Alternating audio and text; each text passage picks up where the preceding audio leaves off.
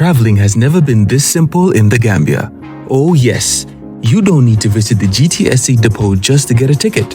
Just download the Yona Wallet app today and enjoy hassle-free bookings. With Yona Wallet, you can buy your GTSC bus ticket right from your phone, anytime, anywhere. From Kanifing to Dakar, Dakar to Banjul, or up-country routes like Kanifing to Basse and Basse to Banjul, Yona Wallet has you covered. No queues, no stress. Just safe, fast, and convenient ticketing at your fingertips.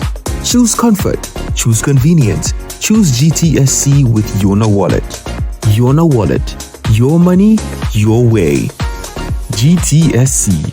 Moving the nation forward. For more information, please call 1124 or 221-1668. Bari biyo ken kontan batale bari inatal pour kanna bullo ko jibe ito kontan tale makura bari ala ya lonte man kontan de makura kana nyina ko teninte belbe tuba dudula kilimoto moto nyalti kay ngokko di ba katon ki nan jang pour yena dula dala ni tata na dula to makura ala ya lon njuso malla ama hani futa dula to dula din anu birite loro commencé woni bitema ama hani me no ama me to nyalom ke bara fonye mun muy la kulloti ndela kullu balu woldi baluo way fo baluo ko loro fanankele ikka loro fanankele nyin kunna soniata ta www.baluo.com anim baluo isela bulloran jorangol be sang anila kudula asatare mambata jorangol membu ko cementol kenyo babarol nil peruol woninga nyon jamal ta baluo.com yin jorangol be sang ila dinkira bado adungite batala je anim baluo ifangole marate la kudula. Jamano Money Transfer Bureau de Change, your go-to option when it comes to money transfer. With Jamano, you can send money from anywhere in the world to your family and loved ones in the Gambia and be sure the funds will be delivered to them within the shortest time possible.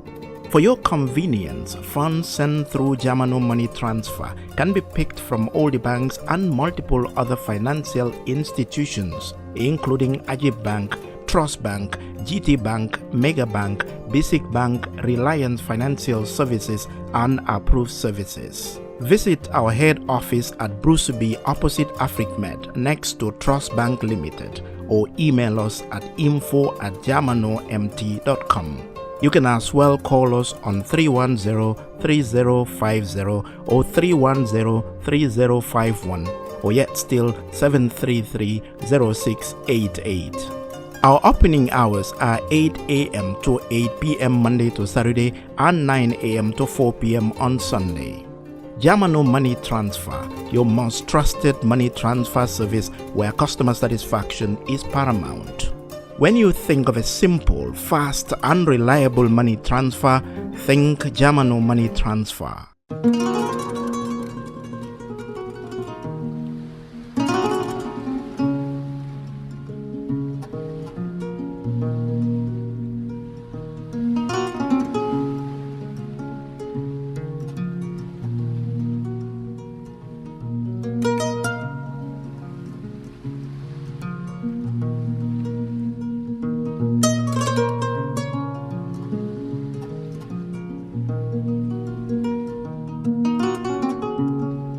Welcome to another exciting episode of Badinya Kaacha.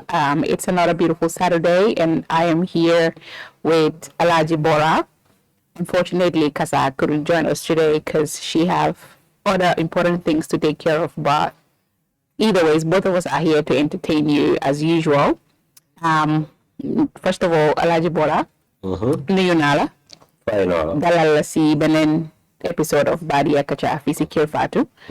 Comme nuñ ko doon defee Saturday bu nekk rek isil ñi nga xam ne ñoo dee bàyyi seen soxla di ñu seetaan muy suñ fans yi. Topic yu am solo. Topic bi tey tamit macha allah dina nekk topic bu am solo because luñ bëgg a waxtaanee it's very very alarming. It's been something that has been happening not only in Gambia but I would say across the world. It's a problem boo xam ne everyone is dealing with it. ñu bëgg ko waxtaanee tey fii si Kër Fatou. While everyone is dealing with it means each and everyone here. Almost everyone. I would even say almost every woman is dealing with it. Every woman, basically, because if you look at the statistics, jigéen ñi nga xam ne they have went through that, it's a lot. The trauma. But before we multiple of traumas. Exactly. But before we dive into the topic, lu ñoo njëkk def mooy ñu nuyu audience yi ñu nekk di seetaan di leen wax ne thank you always for tuning in. ñi nga xam ne tamit ñoo doon seen stars yi on Kër Fatou, we really appreciate seen support. Di also jaajëfal sul sponsors yi Alhaji Bora ñi nga xam ne ñoo jàpp si Kër Fatou since inception ba tey.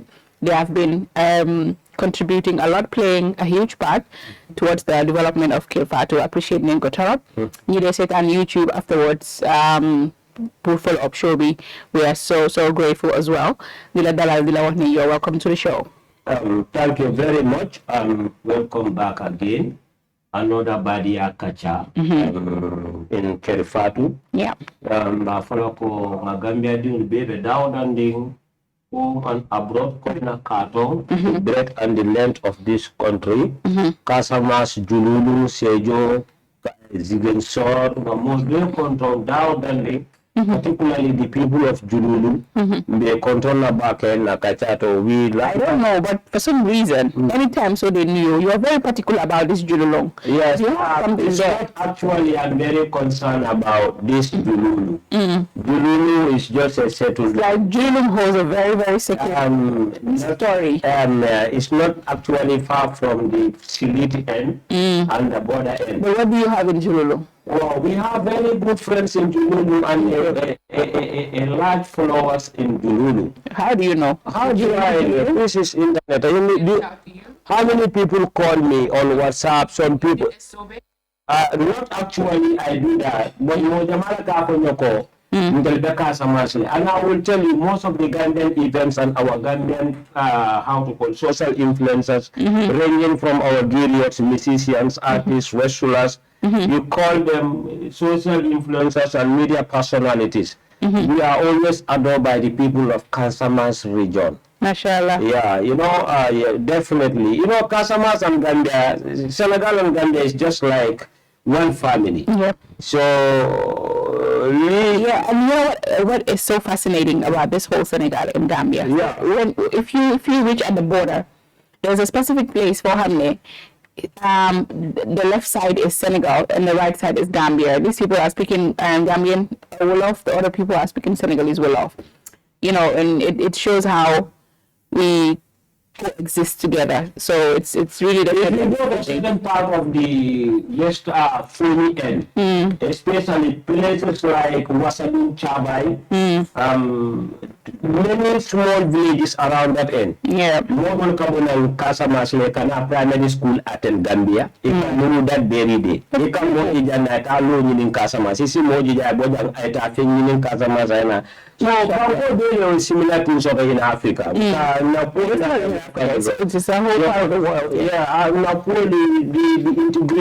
integration on is very important, and I'm not cool for Alhamdulillah Rabbil Alamin. I actually love Senegal and Gambia Al-Khalil Benyamin. Anything that has to deal with things like this Kachala, because Senegal and Gambia they were battling for and then regardless of your sormafonya, position, your portfolio, integrity, whatever you call it, neither for Senegal about Senegal or about any foreign nation, you need to be very mindful of what you are saying. Of course. I think I moved to Senegal. I have cousins Miliano Bamani Senegal, but if I'm but you need to be specific. My mom is Senegalese. My dad is Gambian. The farmer elder brother seated Dakar like Corda Soto Jeka for Damico Mulalika. Okay. Domal BJ Miliano need denta, Mfalde denta. So liadi be hakki tubal bi jandu wolte banna jan so ni Senegal ku jamal le soto haninde pa badin dol bi je milialo ko dia from bolon kono For some of them, they will even work in the Justice Department Yeah, of my Senegal. mom is from Medina in Senegal. Yeah, so Yusundur Medina. Yusundur is from Medina. Yeah, so what happened at Nibe Palasoto, Nte Alaji Bora, what I am able to say about Senegal. Halinte Podo General for Senegal, if it is good, will go viral.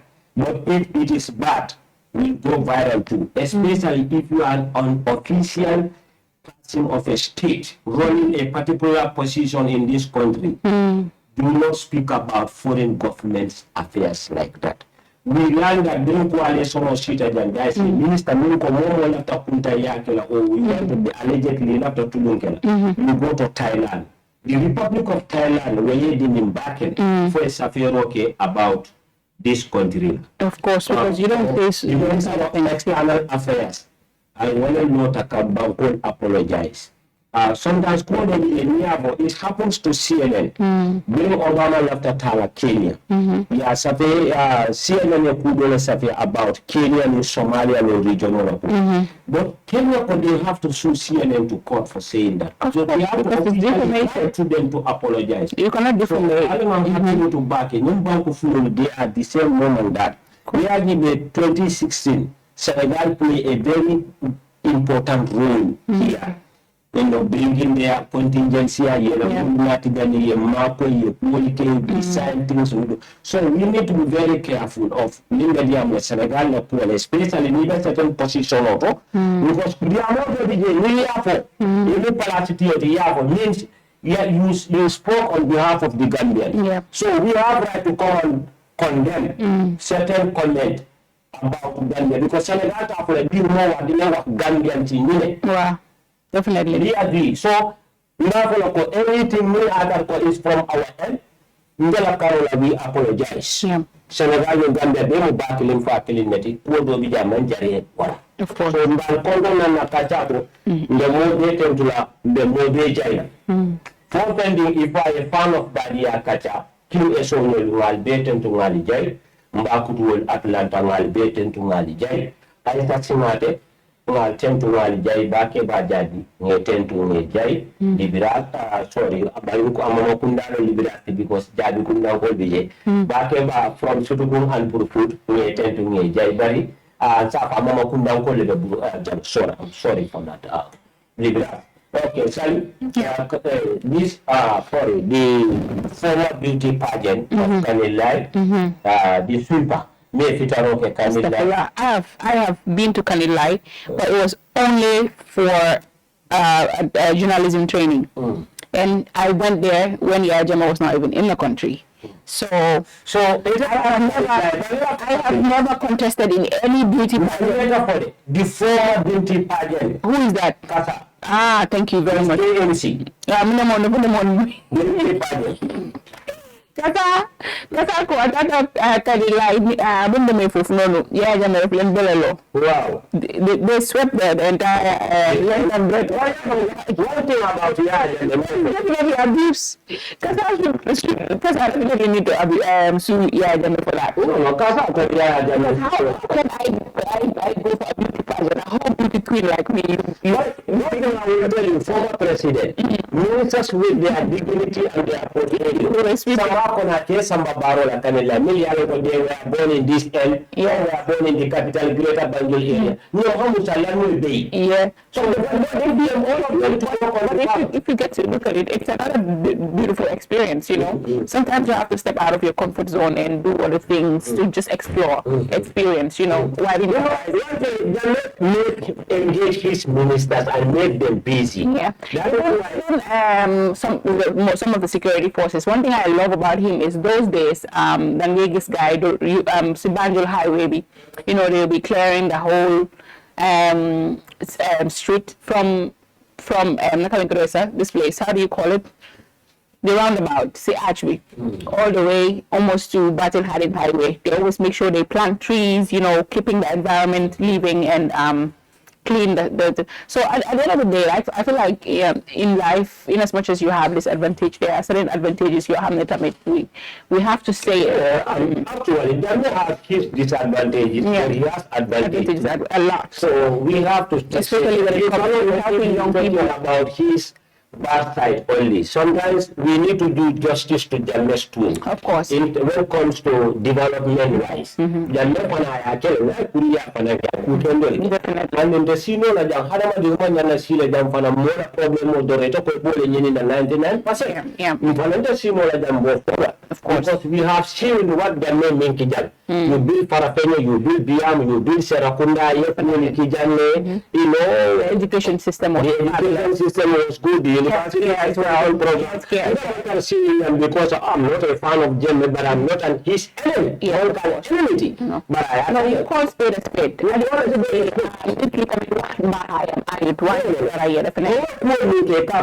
Agricultural science. Land has advantage and disadvantage. You talk about the advantage of it and you talk about the other side of it. Of course. Everything you also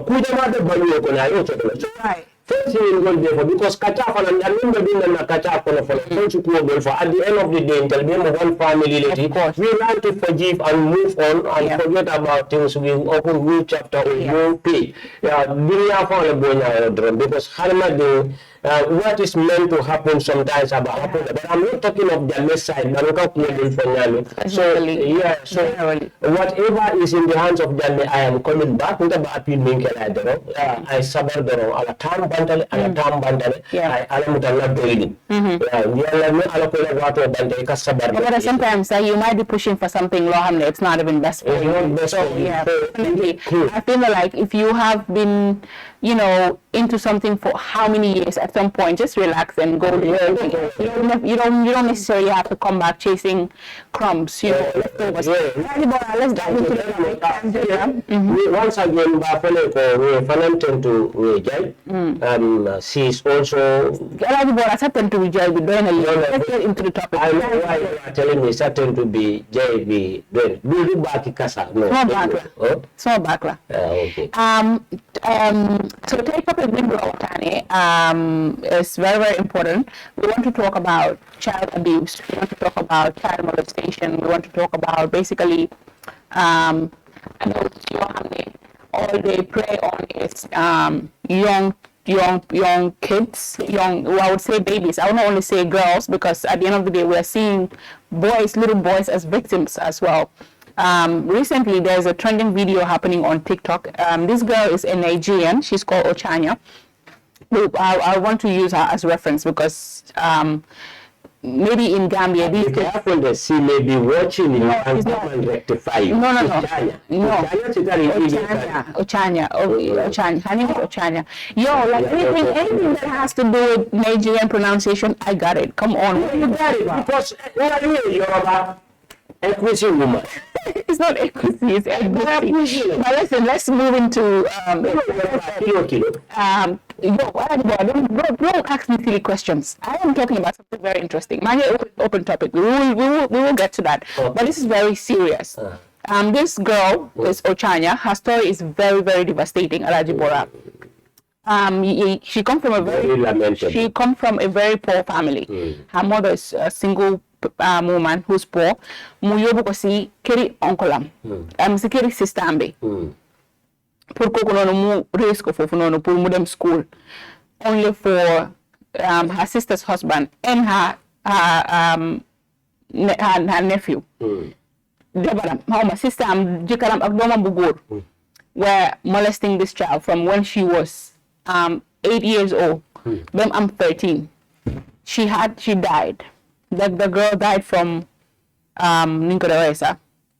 she died a horrible death anyways. And it's very, very unfortunate to see that the people you trust usually are the ones that harm your kids. So we want to talk about it today. Yeah. We want to, make sure to end this pandemic, Bora, because at the end of the day, Coconut was more viral. But when the story came out, a lot of people on social media were explaining how some of them were saying the same papa in Yolen Yaha, Nina you get the same brother, senior and you get some uncle, Nina you get send. They were too bicycle that and I understand it's happening in Gambia. Although people hardly come out and talk about it because Gambia very sutura. You know, some of the families would say and at least happening in Lincoln no pay amazing to the family and stuff. So this is something we want to talk about. What's your take about this whole pedophiles, I would call them, because they are commercial sex workers. You prey on little babies. You know what type of feeling do you have from looking at a child? Kumobe start la dami. New society nimbakono. Mobe yakata. Ninko mo yakata molbe nyininkala on which aspect? Yeah. Ngafo mufana ngafo bunda min. Because you can child molestment for thing, child abuse, kadinding harass sexually, ke abuse sexually, ke molest sexually. Because to babu. Yes. So you have to welcome for layer wala faram fanchel, we are faram fans in the Asian wala nyenti ko kadinding the tinya. Kadinding ke diakuya futuloya ke fondi la nyantola alim pana ye sort of limman ke fempen in the first one la makamo because jigen amu dara ludisi bopam. Okay, e kan nyam fotel yaram sali na society be nyami ye example o menta Nigeria. Kafoko, the mother is a single mom. Yeah. Poverty was at their door. Your poverty, but poverty will fenta ya. Wala bil adana tambira almanta kalamantu babu kamo. Ndandungana akumado for mimina tambira. Yalo kasa ndaka fomole unko. There's dignity in poverty. Yeah. Yalo more man kukinilolo. Hamadi. Taya la kontoli sima nini tarole ya soto. Mwole numbanko kaifale senoleke, ibale nako le boku fentebu. Hani salibai kendo bukaso de bi wele do le bunyan loke be kweli keka ye dondu pulu. Yaro niko, gido de diale, dimba soto be diale. Katumuso hariyendi la bari, itako iman fen soto. Nita wuluta nike dili la tala molu tema. Delbe ke la mbinda nolti. Belbe ke la bamba nolti ye dum sika ye janjandi mol bete ma hani bite be wulu la ndi to ko tata katala ya wo son guys wala ka ko do de mo da advantage ta ye dum kan akoro si nyinga ke mo sifa du malle ye dum sika ya di mola ito ko me dum la balindi no fente buli man la ndur fente ta ye no dum sika ya di mola ada advantage la so ko no ke da chante ika dindin jamaje jang ikulola kawara kamien bari mu dindin balle ti jang adin san dindin katariya men san dindin jibe ban dindin mere sa jibe bay ka ikatar ngani ni de wo lo fo wo jibe adi dindin bi jungudi no bitata sundo be bolata kamera hanafa ma fa nya bakan san dindin kulola wata Wufo do kono tala gere supplement start la kamin to babu boron dindi do wulu la doron sanji kili sanji fila ni nyaaje sa melo ka tele siate ini din ka sino bula mo camera is your sibling sa no nyanta ka puja mala fanan koros dindi si valde ke wala an halo kadar nyamin fam si valde kadar wala ni te o sika ito ko ta man fenne soto fente to bu ime do balundino ila distant relative le de football boto wala muso bijo waka karamo le ka de yaila dunia ko wala muso ka business wala ka bukasi wala muso mu mata kunda do kula ta conference atel ite dinno sika yata ya di wala muso ta sila muso de ya la dunya ko do ko do ni ke wala bata so ko ada advantage ta la dinno ka fata ta la ba ka poverty min fondal min be siru wadi untal la parents so mo so na mole mo so har madi nganta ye fam bunya fuara man na kinal ye din sika yata di mo la fa ya tinya ka lendi ke wala ita ka ta la adi kana jibe musol milkanin ka nin ko milkanin ke fondilla molum almanta bi ni ngiro almanta bi seno mo ndi ko la fuara ya wala tin ye dinta ko litiwa ya non di kewla da man na pa ka man da so di ala fa ya siketa ta ya karafam ita fole yake ni ala ko ni fuara mo ne re dinne ba ko la ni ala ko tan bi ba ko ko wala be ni tasaro la be jambe on dan wa ko making women to conceive on that note, I will add to it because that child, I'm 11, I'm knowing her condition that she's very poor. 11 condition. I know some of the hypocrites will cut and paste the series, but I know the honest ones will keep the full video. It is a condition of mental. It is a mental. It is a bill society for poverty before the poverty accusation.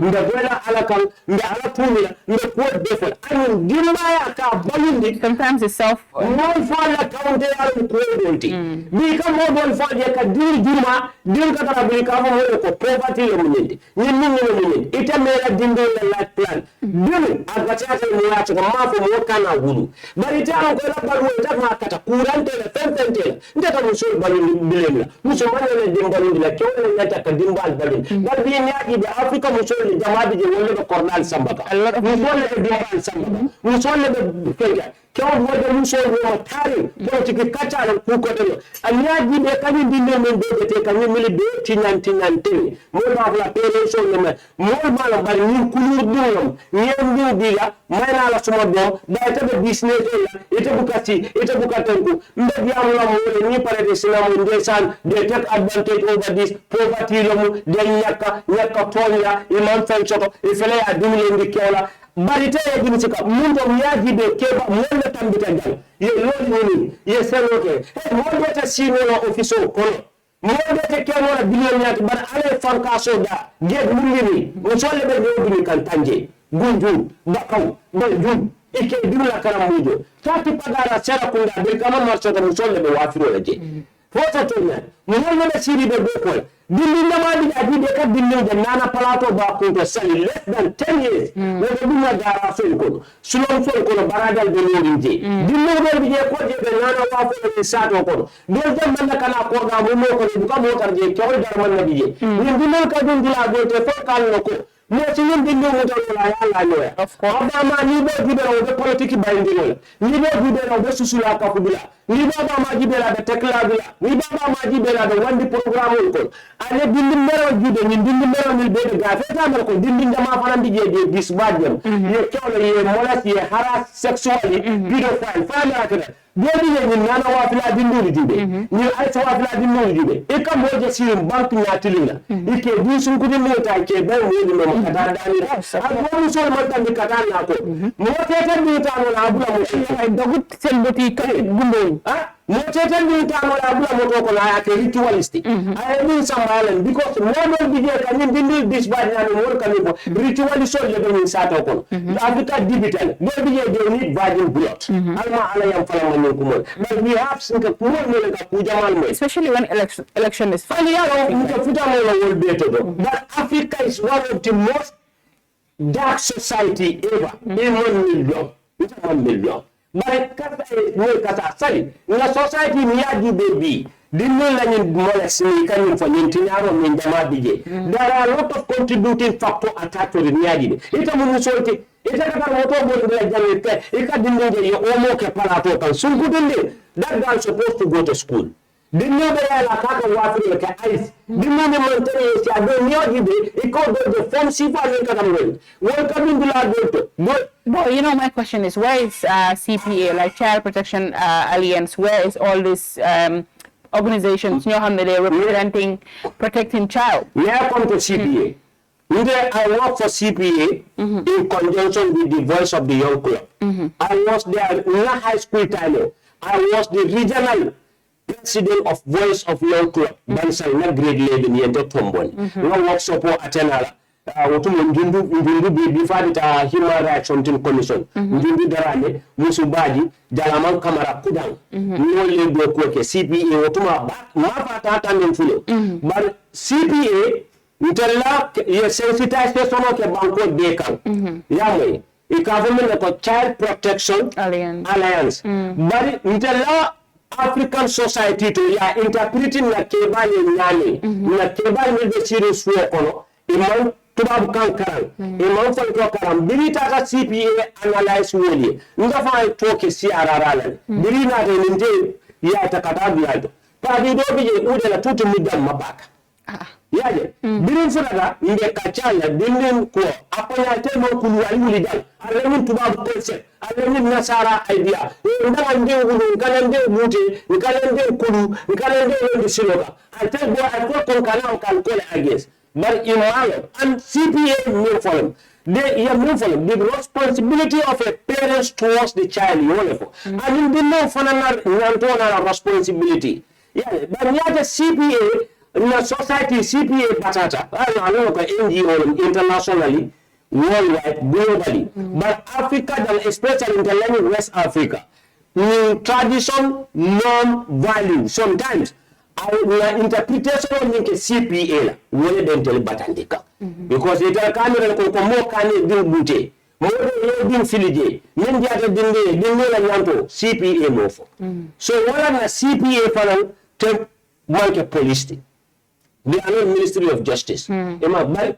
ikadinde la nyanto le fight ikadinde la right le fight and concern human right from column organization or kind of that but a lot of dinding kundale a lot of the UNICEF will be dinding la branch will be but no problem there are funds in this country coming pumping they engage Canadian groups they can more engage more thing but the society they read to public out in way because challenges mean face during the sensitization of a battle so community sometimes they can attack verbally they can assault because they come for this is Western ideology.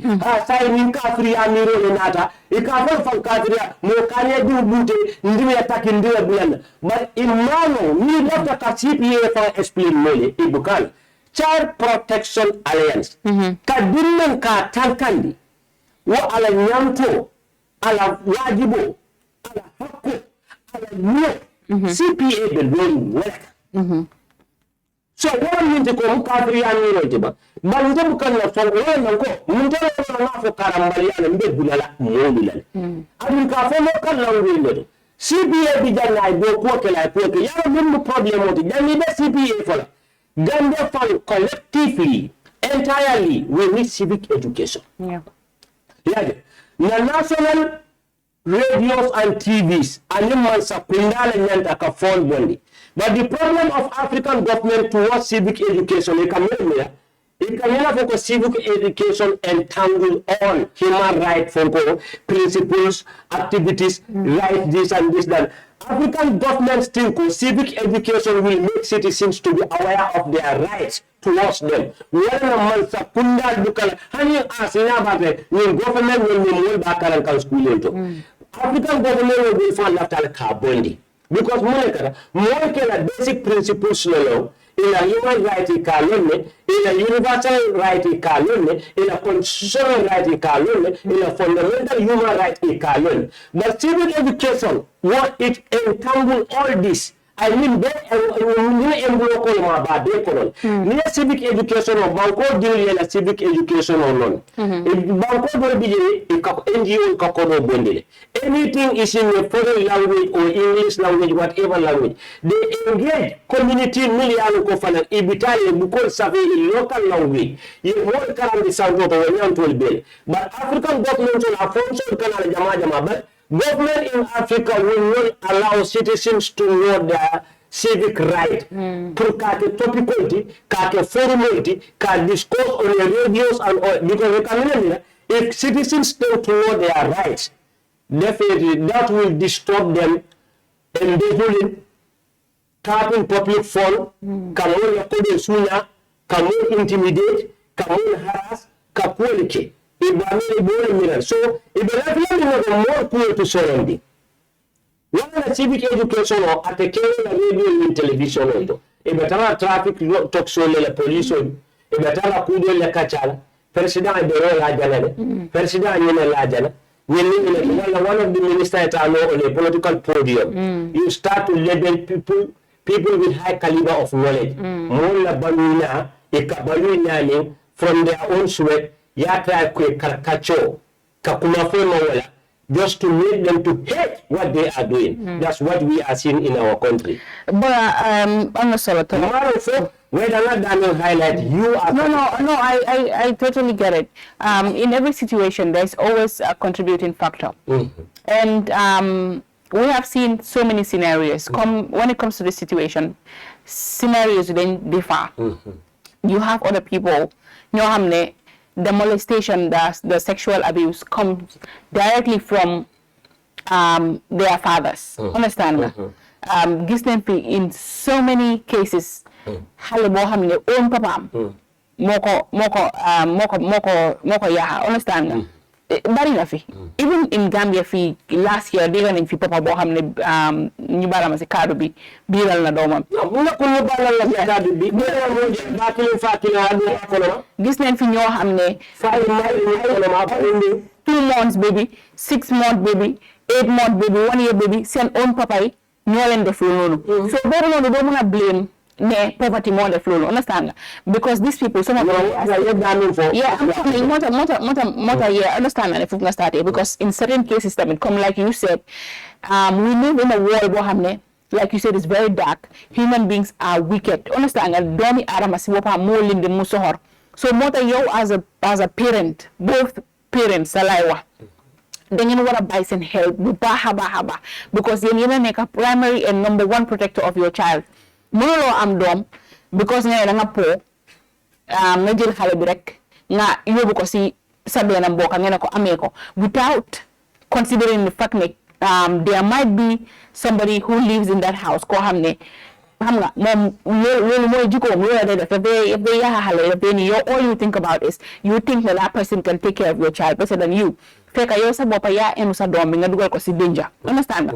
So some people tamit comme foo ko waxee man foofu agree naa foofu noonu because yow first of all you have to know yourself, what you are capable of doing.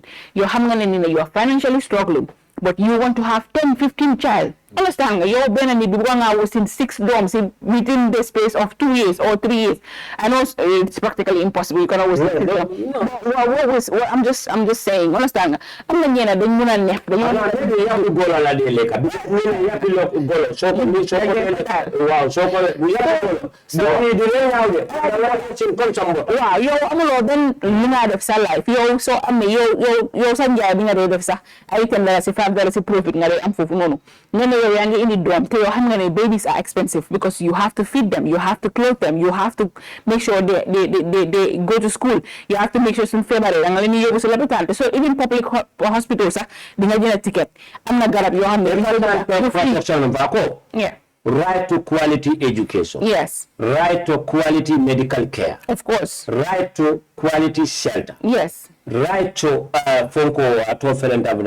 best quality food. Yeah, of course. CPA and UNIFOR.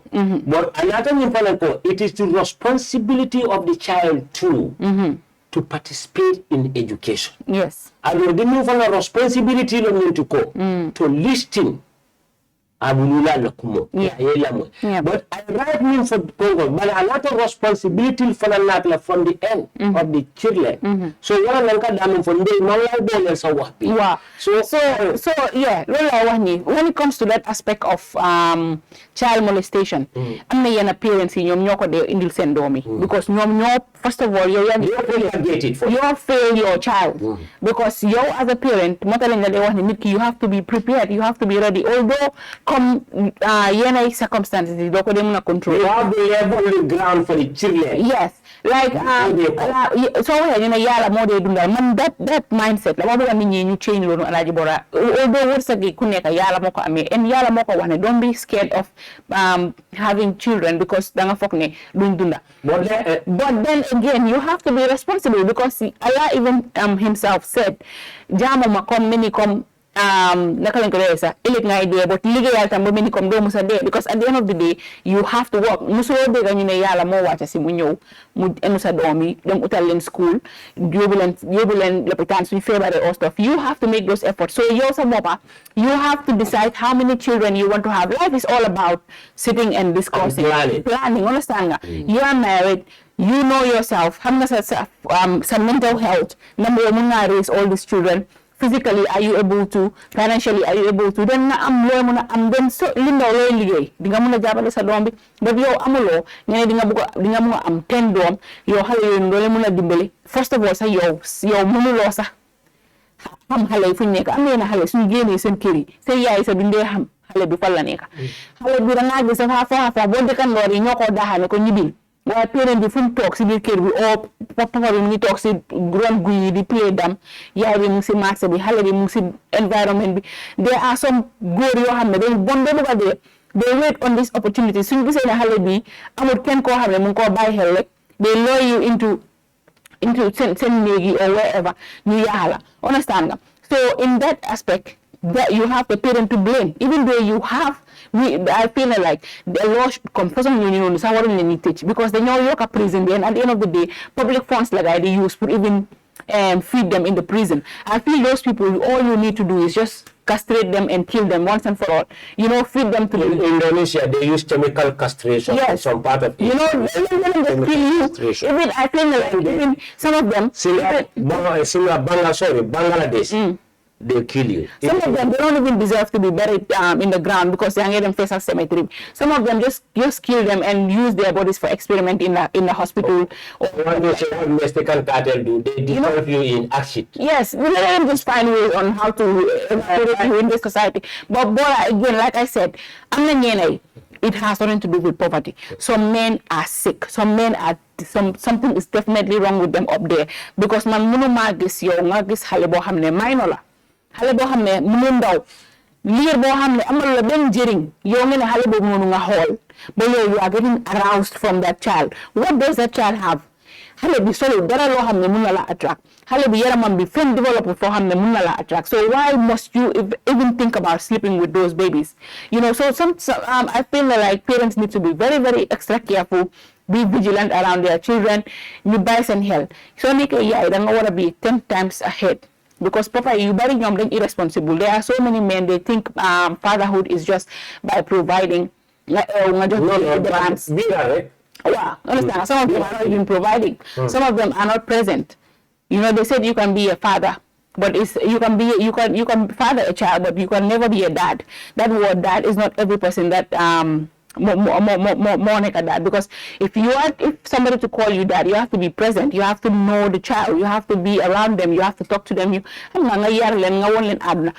am na ñoo xam ne ñoom seen doomi papa yoo xam ne suñ eew bon gis seen doomi teg leen but suñ génnee jeex na seen doomi duñ leen gisaat for so many days. Some of them papa guddi la moo ñëw mu tëdda. Understand nga amul time pour wax yow sax. There is no home training in the house. Yaay bi moo nekk di def yëpp. So moo tax ñu ne yow yaay war a extra careful sa doom bul ko dee bàyyi muy fo. Am na yenn parents yoo xam ne tey dañoo toog si seen été ñu ngi waxtaan aussi si seen télé si salle yi ñu ngi seetaan télé seen doom yaa ngi si mbedd yi duñ dee lijjanti sa xale bi. So yow yaay bi number one protector of that child. Let us protect our kids, because at the end of the day these people are sick. No matter how you talk, góor yi ni nga xam ne ñoom lii moo nekk seen jikko duñ ko mën a stop. They are not okay unless ñu jàppaleen. There are so many stories. Am na ñeena seen own maam ñoo leen ko dee def. There was a video circulating dafa am ku ma ko seen dama mer ba that day suma mood bi yëpp a yaaxu mag boo xam ne 3-year-old xale lam jël private part am doo ko si gémmiñu xale boobu noonu video xale bi loolu is very, very, very traumatizing, and a lot of people are going through that same biir kër yi and nobody is talking about it because society seen boppa su loolu happen ne suñ jàppee da perpetrator, we want to sutura kooku noonu because it's family matter. Nañ leen ko suul nañ leen def ni, you know, we have to start exposing these people. And when, like I said, when we get hold of them, let them not even try to negotiate or even them court, adjourn court, be kidding. Let us just erase them in the society and we move to something else. Sally, the I think they need to do what we call Maleka Fanyadino, what time, Puria Yellow Jube. You own biological daughter. Koloma, you don't even have far more people. The car for a co. Muso family car, Muso Dorona didn't follow. Yellow, wo fight italo tano to baya test fa no dinne ni mo ko inde kam ni anyani yeddi mu ba ma ni ya ba ma no yana o du falanta yo la no ya fa ya ko no definitely we want to be a kiskisa fa ta ya wulu ba ta ya wulu bon wulu de yani between fa anila on daughter wo wulu spirit ni ta ko bila la fon kam ni ran yani I ante jakale yara alkan luwa minfo luwa janta binna nyambanko kale mo kamera ko sometimes is only the parents binda diam la bakna ngalon ko ni time o benjona do fall video some of these state official fall they are the worst of all Of course. you can look at all this official card nte mo to ko ikaje ko sometimes some of them la number plate e kamura kama flash number official after the official document motor debe tinted iba for private le where is the clearance but la mo no state official will down ibuka jama bi de ma de be for na dindin no mo ko la for central so you can more for your best friend and be the same officer ke di moles kusi ba de banko kanya luwa de bi no na ta jang ni sungri ne bol di am ta ni sa ko na jam mo jama la pala so be tinyala nyum banko kanya koto ke sifal be sato ko da ni ma ga ti ha ki no sa be tin ya o minus nim government moto ni na be la to suto ka moto tan ni ndila dolto e ka jiji moto tan ni ndila dolto ani ni jiji ko di be ka mo la tan je ni alo ka te ni sexpe alo fulati di ni ma bu moto ko ni alo ko fal may no because ni camera ko mo ni alo ka jam fata doro mono dindin da madi je mamma toto wal kulere menta e balsa warata bari mu dendeleti e duwa no na ta janta mu to kuluwa jam e ko ha momo dindin kite jinno kite ya tete mo jamal be fola la mo ko restitution jamal be kala jamal bita exchange jamal bita jala jamal bita jala equatorial gine funo wala be ni sato kolo jang e ke be fal ka fo ko dindin mera la kadiya ni ala ni ka kuriya sifal ke ka dindin sama fakke bat e kind but I belong the parents e ko ko ba mala mi ya so le do e ka ba mo le sa wa ba ya ba ni ko le ma ko ke dundi do ko to ya la mo le ma ko ku do to do fa la bi la parents la ka ke ni ko do ke da ma bi da ni ko ti da mal fa la bi da man ke bol fa fa malum mo le di sikala ye ti ban la alala ye bi ni yor palace tiol kam ye bi sikala ke bi ko di tiol la pour wasi bi ma ko do ko anu ganda da mo fa la kuriya da be fa na ta musol ma ko wala do ko la ka fa musol ne teda wala do ko dila min jama bi jan jindin jama ka school de la ta mu dindin leti min bon ko kan kan child abuse in child management for it's not only limited at parental level but it went up to official level. Some state officials are very wicked without allegedly because more motive but there are individuals in this country million if you quote a statement dindin feadoro ibe parasolto ibe kuriyari suto ikaboto talwere filoto suto filoto moto kamune ni filo tudo Ite suto ikamuna nyiri field. moto kadar filoto SUV be jija Ite kamuna nyiri field. di mo di ya ba do so ko bundu Field fulneka. moyo fil fela ba ko deja mo di bi ngal be ya no te mbaade be sirinde Na ba ko di ni tara kachara wandi korna do ko be tambele du ka feel avoid kanja ko no fuli be mo kamene fo dina I will go and driving for ko kata driving de ko Kali bola antin man dikana ba ko tay musma gis gudi field bo moto monika. ni ndi amol ya kinna be time le bije wato million ko ni karo binta dibo kono anga karna Gudi bola mute man awma moto yaw nte be min be fo kanya nte ngete ni kan ko iyo no nyaadi yaw bi nte moto tambu ba dil be bulu dilalto e kata sinna tamola e kata dilalto excuse me no not with your two eyes. mbakala fika diamu mbolo fili ndama mwelu wele million ko yo alfa mukalla fole muta filo to ani sunku dindin be moto ko ne kanyi min fota ka fa ko unsusu dagbe nyaka la bright be sha pour ne sutura Yawa. boy alma suturo mela sali manjare ka ko be fen sa ko ni dinni la because mo problem odi ni ay fu no men fintita dinni fana ma ko mandia sali ka dinni da may mo dale ka tara be mi ala ko fa mana ba ma fa man laran kendo so ila family ba be kendo so to so ko ni dinni ko ye mesi kendo ke puto ni soma jamol bina sonde bichol be reka nyaka Dubai inshallah dina mina kuwel mina ibu ko ni tata karambita kan bi ikat fo bil sifa de dindel la katara kon ni be Dakar kono ikat dande mamba pleto min de Dakar kono weekend kono ifo ka jakali wo de mun la Senegal wo ka min ni Senegal ada de dindin merawlo ni min paraka ko ambe business on la kata abaya la kama da dem takka Senegal dana buno ni ko le ke la kay min be sama ya fo ko ngata yo business trip o wulindi bari diri be karan kam wo be bilalto bari ka ke mo ci falle they are doing this thing to poor people's daughter and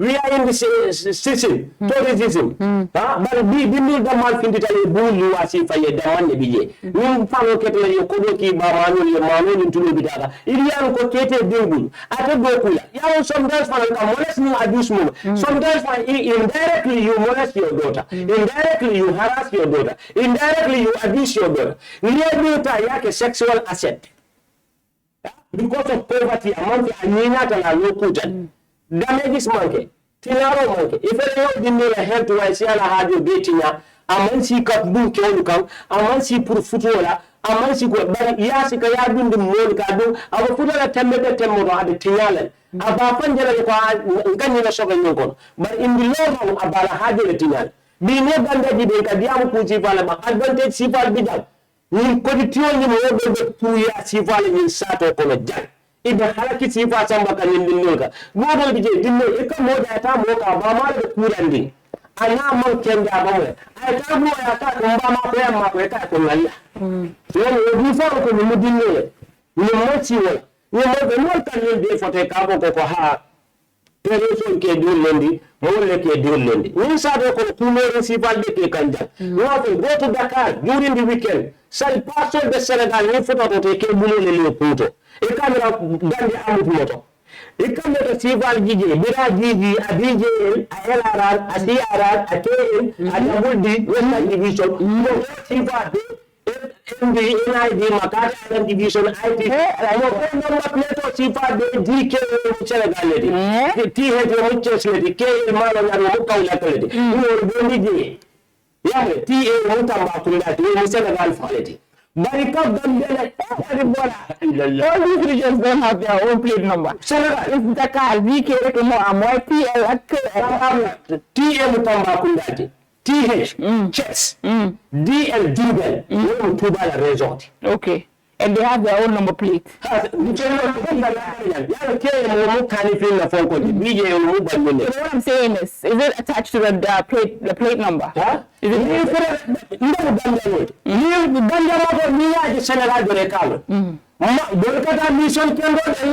I want to know, yo, do you wear your shoes?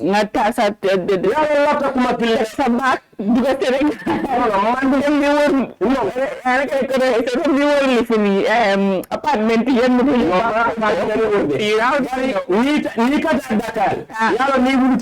are going with your own car. You do your paperwork. Because time but you put a posto to them, posto car, posto. If you put I oriental back. Tukilade frontiere tukula manta Nigeria wana luma jahal man de man strategy ligue ke fatuma ñoo fi nekk musuma de nga jël break within the space of 2018 dego mala yow nga jël break demo sa Senegal so information bi ni last year no kata Senegal bakel tamo mi ambita Senegal tamo 16 tamo mi ambita Senegal maybe wata ko you were on break kata jele amma break me where is ke my friend is working I have never had a long break excuse me ndama korda soto de bari kaste Dakar dani but that's what I'm saying. My question is at what point because since 2018 I've been working with since 2018 but 2025 that's how many years now is it almost 7-8 years within that 8 years, me and you have always been coming here every time. So can you them Senegal? Don't have this konyo no muto Gambian si. Where are you binti? Way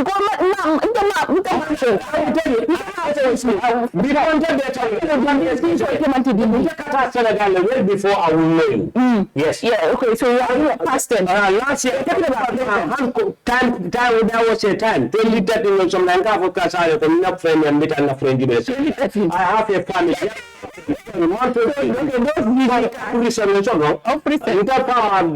Brother, I see the Senegal. I'm elder brother. Okay, that's video. The car with the Yucatan, the car will be taking from someone now.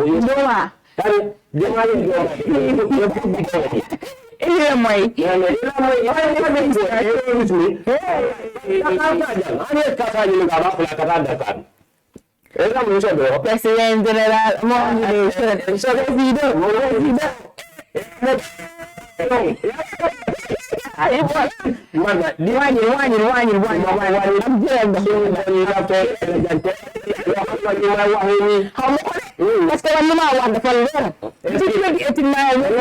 so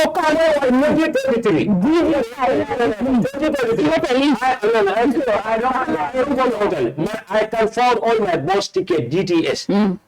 Comment section of the yeah, maybe you travel in the night spiritually. Take on me and I've been to Dakar on several occasions. It's like 2023, 2024. That's what I'm saying. It's wrong. This topic we're talking about.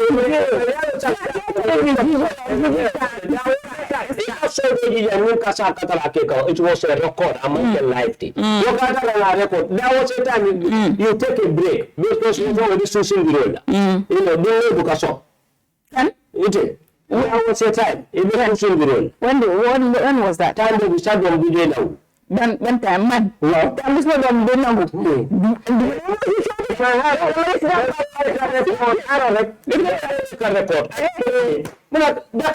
You are very aimless.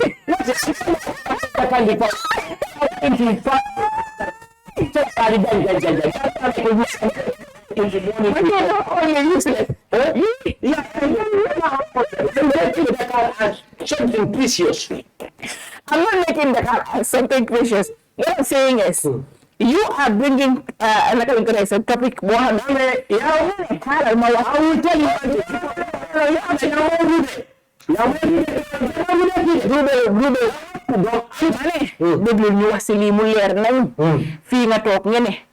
Weekend so me Dakar am na yene area yo xamna section ñen gis DJ wa yaram sali gis nga nulo mais wala hotel la wala yo da ngene da ko gis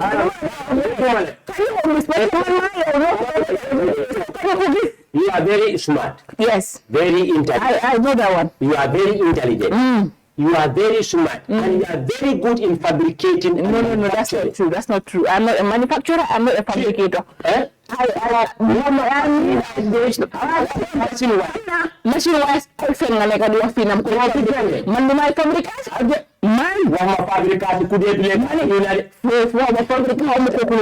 What I'm saying is, I'm not even about the film fabrication. So, the film I talk filming in wow. Second, Yaruna. Tabena. No. Dana yaru. Sudu.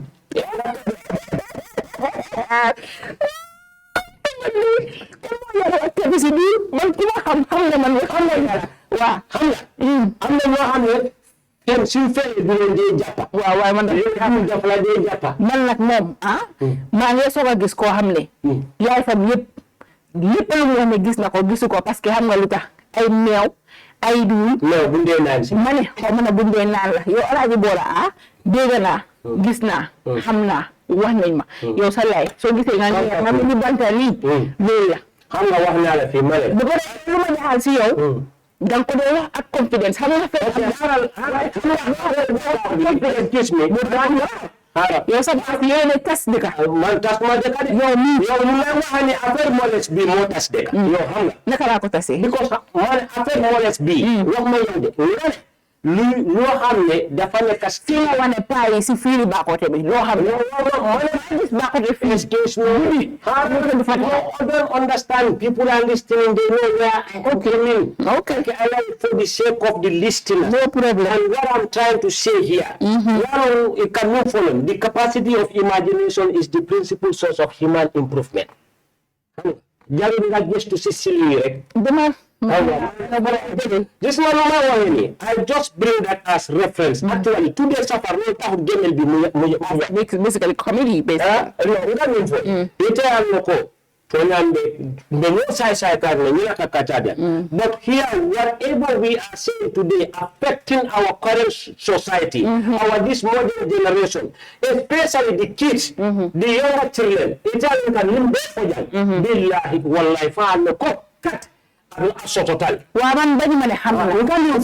It's existing. Because some even fly with the people to Dubai. For Istanbul, Ankara, Turkey. Sometimes a man can only more fun but commercialize.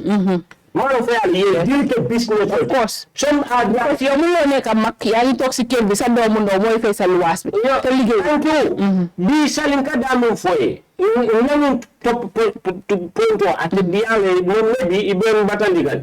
But boy be the Niparatella Kuria, Kelapurkan, you know why they use some of the Gambians play. Just here. Because security is Kadiamu. Monica Motor Super. Mola own sister. A father sister Miala Battle below Kone, they are very close to Baria. Our sister Nakemamu to Dulat. Mola Kako, Nike Makana Jenny. Some of the new state official call they will number plate on it. After official come, government motor you can number plate on Murafano. First time I call them the Kerimba. Starting water. And some of these government vehicles sometimes they can't do the Fan some talk to the Monkey National Assembly, the Monkey EU Summit, the OICT, but the super motor coming in the water. Sometimes you can shoot some of them, you can't compare Munela. I mean, the environment to Malto. So basically, you walk around at night. Gambia is too small. So if you can't Gambia, for that Bijanja, Bunga, Bunga Kengo Loye Shadow College. Because it me after sometimes for among the new conduct for a people marriage will be in dilemma.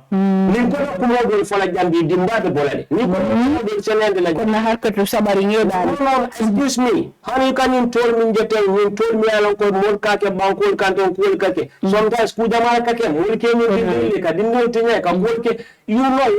Because if you check at the statistics, recently the HIV statistics, the whole age gap be. How you more Maggie. Most of the ages is between like 18 to 25, 30. Those are the highest number. That age, the person is already I of course. But we are being tell us about you know Katama back of Gambia Sakasila. You got a cooler one the banco Kaila Modu DJ Kasila. Eka kuo dolje eka ifan kasila.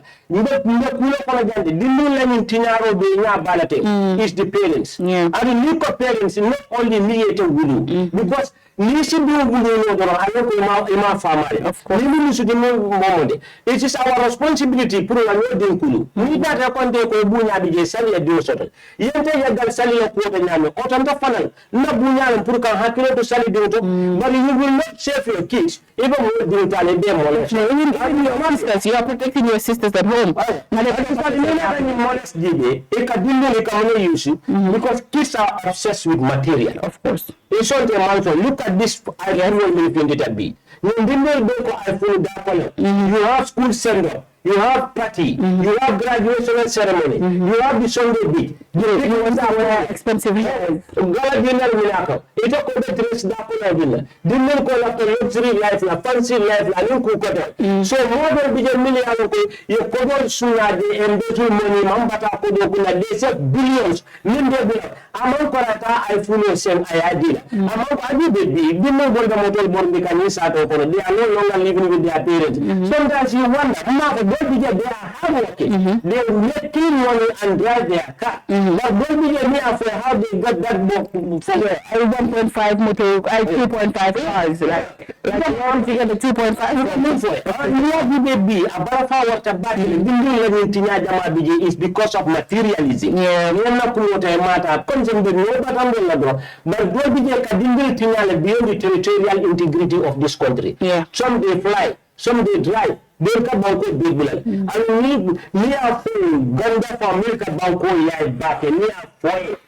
Ganda me are full sometimes from Ganda Falcon Blood with a woman con a dammy uncle. Moving to the do pull. Yeah, they that are the top big. Abarafa water. I mean the minute for a pura fella the Siari. Sasa the Siari. Tempe masa before you mania sifan. In the Diamond Moli, parents should let them be contented. Dinding for a near be the meal ko ta fa ko ni imala ya bodani bilano mamia dia la haitandi no mo de meal ko moya de so ko billahi aya de to tan de fe ko dia aka to ya so wala pour kala karam mojo aka to ye fani ala fo ngani na karam mo bele jo aka enta mambata ba wo mi la dinkan no mo fa la nda hamila ko fa dinka ta manole de mala suto ni ya du bute minafa aka ide mano de aka ni mani de mabaya ni le minati yaro kele bita fa modo chikiro adi ina adi be doro ni ya fe jambe dije sise wuto le la do tinya de pi sawana ni de mo da ra do tinya definitely because ni adi de fa ni ko mo fa bi ni ne kala ni ne fa kala sa de gande bala fa wata yeah on the naka ko resa si side bo xamne xale yi nga xamne maybe ñu 15 upwards góor yi di leen nax ñooñu noonu you know at some point you have to also blame the kid because nga xale da nga doylu nga tamit yow nga def sa warugal understand but we are talking about xale yoo xam ne ay 8-year-old less than that ñoo xam ne xamuñ seen bopp dara comme nako fi waxee ñi nga xam ne seen parents yi dañ leen dee bàyyi ñu dem jaay naana ñi nga xam ne seen yaay ñu ngi toog si supermarket yi su nit ñëwee rek nga ne xale bi demal nga ñaan yow la nga nekk di trainal xale boobu noonu understand ak parents yi nga xam ne dañoo jël seen doom yi dénkaane ko yaa ngi dem liggéey amuloo ku laa téyel di kandoor bi kooko bàyyeel mu molest sa doom bi you know ñeena ñoo xam ne ñoom it's even in the house ay cousin among themselves some of them even ñoomi neen xale yi sax ñoo dee foyee all this papa ak yaay you know, molesting each other. So, man, all I have to say is, as a parent, you have to be extra vigilant. Be very, very vigilant. I'm going to have the same kiri. Go around to get finance in a cabinet because come tell you, you say, yes, I'm going to cabinet aksal. You have 5-6 kids, me cousins, me sadomilan, all of them sleeping in one room. At night, you're going to the nick. Nga bay xale yi fofu nonu you don't even know what they are up to you know so sometimes for among code because it in a cabinet in salo is not among fentete yes sometimes nita mari fani la muso de fendele amene hali dingete da because man just na ko han na gisu I see. So good job to XCIB. Hale bu degger da fay job mu tok job ñu ko mu ngi bugal biti yaayam. And then mu tiye yaayam mu ko xale bi gis na li ma def ni li la def ba ma la amé. Sometimes you can't go there, the no go because she was suito. If you don't make a to live there, if you don't make a can you for the work of Sat? I didn't mean to do Harmadi, family Kapuran, of course. How family become really a dog. But you can mean for that in your Zamalke, who swimming can be Alocon. It's not like sometimes when I can be alone in the sometimes not alone. The government can be check would you feel acceptable? There's also yakate da mom yakala mom stabula affaire bi daal dafa doy waar am na yu bari yoo xam ne comme ni nga ko waxee parents yi ñoo koy cause am na yenn at yoo xam ne soo fa tolloo as xale yow yaa war a saaba sa bopp because sa parents yi mënuñ laa toppa fu nekk yow yaa war a doylu xam àddina xam lu baax ak lu bon understand nga but ñi nga xam ne tamit xale yu ndaw yi leen dee toppa xale yu xamul dara ñi nga xam ne ñu ngi 15 on the age ñooñu noonu you can never blame them if anything happened to them because xale yi xamuñ dara yow yaa leen war a protect doomu jàmbur soo ko gisee bul ko def yenn yi dëkkandoor itam ñu bàyyi xale su ñëwee fox sa kër nga use opportunity boobu noonu di foyee xale yi mais te affaire bi comme ni ma ko waxee nekkul jigéen ñi kese am na xale yu góor yu bari tey soo waxee ñeneen ñu ne la suñu mbindaan bi si kër bi moo ma yaaxa ñii soo waxee ñu ne fu ma dee dem foy si kër bii nii so we live in a society boo xam ne people are messed up. affaire mbindaan mi aje fana yes musoni mi aje kemaɗo bila mbindano nooma e kemaɗo kuuɗo kela mbindano nooma mbindan tam amna fu wara stop jere bi wax iro yaa doon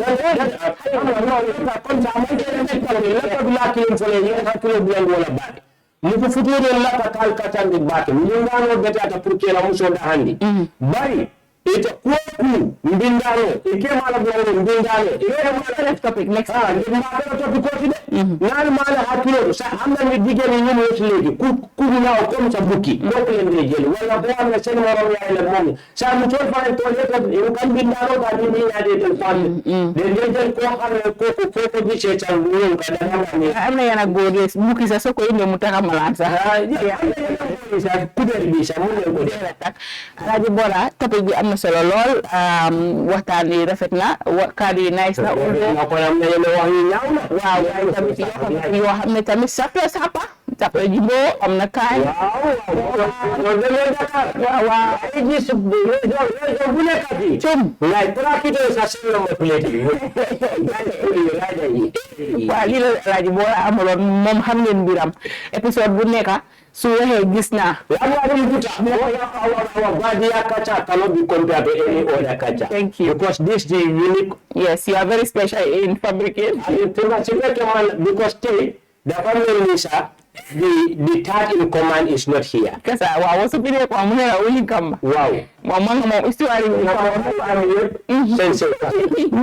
Kasa moy PRO willing kamba bi mom fofu mom dafa am doole waaw haritam dafa sandi li finanta koku tam mu jël ci kër yam bi dafa ñëw ko bunti kër bi waaye yow tamit Alhaji Bora do ya poñi sante ba yow poñi lo sante ba yow Gambia ak Sénégal yow baakote man baakote rek kasa willing kamba waaye yow Gambia non kasa ñaari mbir la kasa haritam yépp seen sey tasna waaw man tam man suma mbokk du xam kasa ku sey garaaw na de kasa man xawma dafa anda rabo xamne da de yak sey rawani kasa ñoo bon waaye yow tamit wàññi sa galaaj ku la jam fegal mu dugal sa dose bi dafa fort ana ma bëgg fan bi mu la déet waaw ma nga wàññi sa fan sa galaaj bi nga taka sa ndiga bi man tam la wàññi galaaj bi ko sangaluta dan de me wala de me bu upa wala lu upa ana yow de ñun fi amee because ñaata de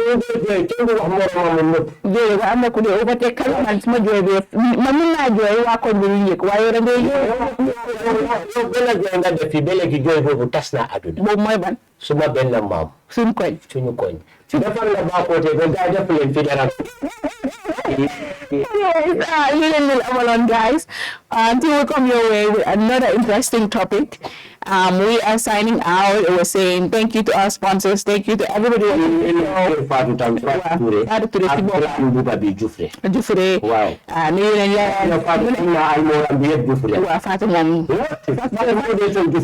A special armor. Especially is for wow.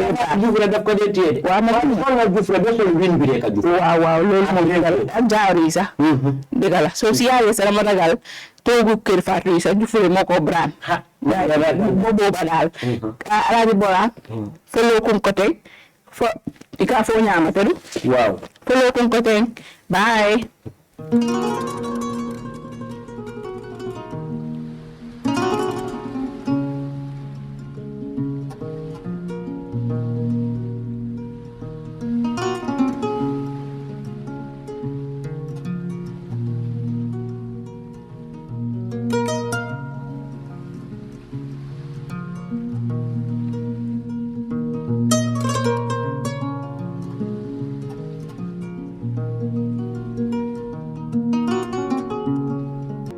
Traveling has never been this simple in the Gambia.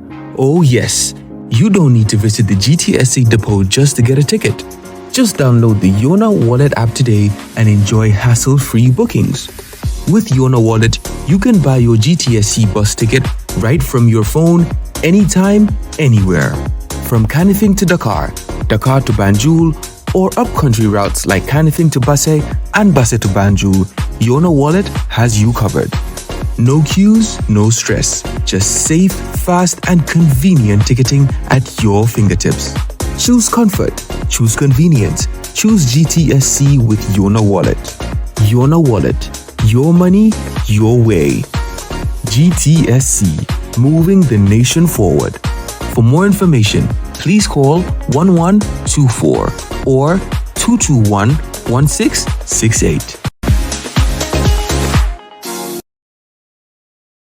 Bari biyo ken kontan batale bari inatal pour kan bullo ko jibe ito kontan tale makura bari ala ya lonte man kontan de makura kana nyina ko teninte belbe tuba dudula kili moto moto nyalti kay ngokko di baka to ki nan jang pour yena dula dada ni tata na dula to makura ala ya long njuso malla ama hani futa dula to dula din anu birite loro commencé woni bitema ama hani me no ama me to nyalom ke bara fonye mun muy la kulloti ndela kullu balu waldi baluo way fo baluo ko loro fanankele ikal loro fanankele ñin kunne soniyata ta www.baluwo.com anin baluwo isela bulloran jorangol be sang anila kudula asatare mambata jorangol membu ko sementol kenyo babarol nil peruol woni nga nyon jamal ta baluwo.com yin jorangol be sang ila dinkira bado adungite batala je anin baluwo ifangole marate la kudula. Jamano Money Transfer Bureau de Change, your go-to option when it comes to money transfer. With Jamano, you can send money from anywhere in the world to your family and loved ones in the Gambia and be sure the funds will be delivered to them within the shortest time possible. For your convenience, funds sent through Jamano Money Transfer can be picked from all the banks and multiple other financial institutions, including Ajib Bank, Trust Bank, GT Bank, Mega Bank, Basic Bank, Reliance Financial Services, and Approved Services. Visit our head office at Bruce B opposite AfricMed next to Trust Bank Limited or email us at info@jamanomt.com. You can as well call us on 310-3050 or 310-3051 or yet still 733-0688. Our opening hours are 8 a.m. to 8 p.m. Monday to Saturday and 9 a.m. to 4 p.m. on Sunday. Jamano Money Transfer, your most trusted money transfer service where customer satisfaction is paramount. When you think of a simple, fast, and reliable money transfer, think Jamano Money Transfer.